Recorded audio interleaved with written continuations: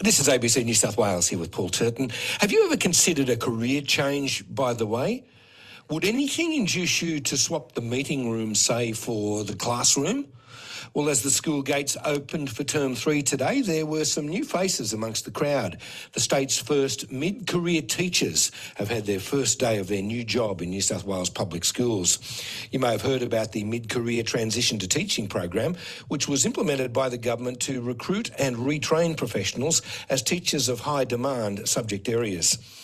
So how was their first day, I wonder? Dr. David Roy is a lecturer in education at the University of Newcastle and is also an organiser of the program. He's with you now. David, thanks for coming on. Good afternoon. Good to speak to you this afternoon, Paul. Any reports of mid-career teachers running, screaming from the classroom as yet?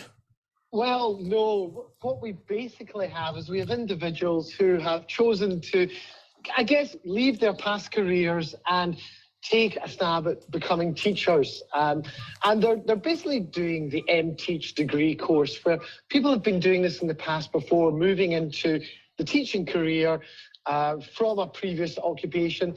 The difference being this time is realising the shortages that we have. The Department of Education is helping to further support this whole process as well. And we're just waiting to see if it's going to be any different this time, and we'll get more numbers in, because there's a chronic shortage of teachers needed across New South Wales and Australia. We hear anecdotally that teaching's becoming really, really hard. A lot of established teachers don't want to do it anymore. Is teaching a vocation rather than a career, David, do you reckon? Oh, I reckon it's both.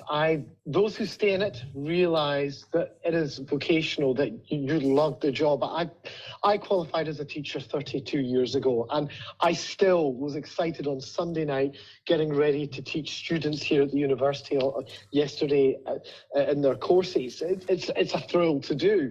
But it's more than just a vocation, because we need to live. We need to be paid. We need to get recognised. Well, not myself, but teachers need to get recognised for the work they do, for the qualifications and the expertise they bring to the job. So to keep people, there's a practical reality that we need to actually treat them with respect. How different is it coming into teaching, do you reckon, mid-career, with a bit of worldly experience behind you? Well, that's the real challenge, and it's why here at Newcastle we're offering real additional support to those students who are coming in from the career change, because they have commitments. They've had jobs that have often been very well paid. They have mortgages, they have children, they have families and additional people they have to care for and responsibilities. And so to give that up and to become a student with no wage, and in fact to potentially develop debt, that's a massive commitment.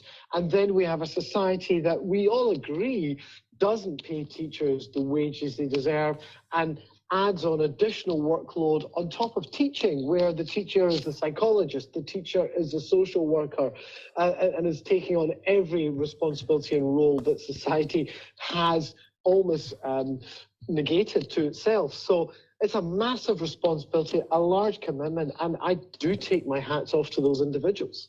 David, just remind us how the program works. What's the structure of it? Right, so the structure is that they come to university and they take their courses in a compacted form where they learn the basic foundational theories of not just their subject within teaching, because they already have a knowledge of, say, mathematics, but they don't have the knowledge of how to teach mathematics, and also to generally handle a classroom and work within a curriculum and understanding why we teach what we teach, why kids and how kids learn. So there's those whole aspects of psychology and social science that come into it. And on top of that, they go on the student placements where they have experience with a mentor teacher in the classroom. But this new program also then allows them to then actually be paid for doing teaching on top of this. So when they are in their, shall we say, there's the breaks between semesters, they actually have an opportunity to go into classrooms and teach and be paid. Be a what we would call a para-teacher, similar to a paralegal. And that builds up their experience and their knowledge. So when they finally do get their degree in teaching, that they actually are really experienced to go in and basically from the get-go be a teacher. What's most important, being a subject expert or being a good teacher? Can you be both? I suppose you can. I think you have to be both. Some people come in as an expert and become great teachers. Some people have that innate ability to teach and they develop the depth of knowledge. I don't think you can do teaching without both, without being able to communicate to kids in ways that allows them to understand knowledge, but you've also got to have a depth of knowledge behind you. But just having that knowledge is not enough. Just because you're a great scientist does not make you a great teacher. David, a few months into the program, how would you describe it? Would you call it a success, or is it too early to call? I think it's too early to call, but having what we are doing at the university is we're tracking our mid-career change teachers. We interview them to find out where they are at, how they're feeling, what their views and perspectives of education are. And so far, they seem to feel really supported.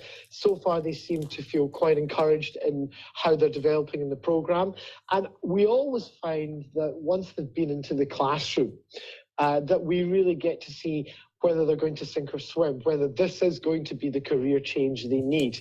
And giving the support from both the schools and also from the university, we're really hoping that this will allow the foundation for them to actually stay within the career and not be one of the individuals who within 5 years drop out. We know that the Teach for Australia programme has been deeply unsuccessful across Australia, which was a private run funded programme. A lot of money put into it and it's not had the outcomes that's hoped for. We have real hope that working closely with the department, using the research into how to support students and how to develop teachers linked to the support from the school placements that they have, that this will be a long-lasting programme that will only thrive. David, is it the answer to the teacher shortage, or does more need to be done? Oh, no, it's not the answer. This is but one of many things that need to be done. If we want to really change the teacher shortage, we need to offer a living wage, a real wage, career progression to keep the fantastic teachers that we have in classrooms, keep them in the schools. So we need to offer them really good working conditions and work with what teachers are saying they need to support, and work not just with teachers, but with the families and the children to say, this is what makes great teaching and this is why we want our teachers to stay. It's a village perspective. It takes a village to raise a child. It takes a village to keep our teachers in the classroom as well. And until we show the respect and care for the profession that is shown in other countries such as Luxembourg and in Scotland and, I know that country quite well, and in Finland and Sweden, all these countries have great teacher retention because teaching is seen as a desirable career to go to, that only the people with the highest ATARs want to go to, not because we need really more intelligent teachers, but because those are the jobs they know that they'll get a really good wage and a really good career progression and also a satisfying life. The MidCareer Transition to Teaching program is only applied to STEM subjects at this stage. Are there plans for it to be applied to a wider range of subjects? I think that is the long-term plan. We already have the MTeach to allow people to make a career change. You can go and become a primary teacher. The big requirement is you have a degree.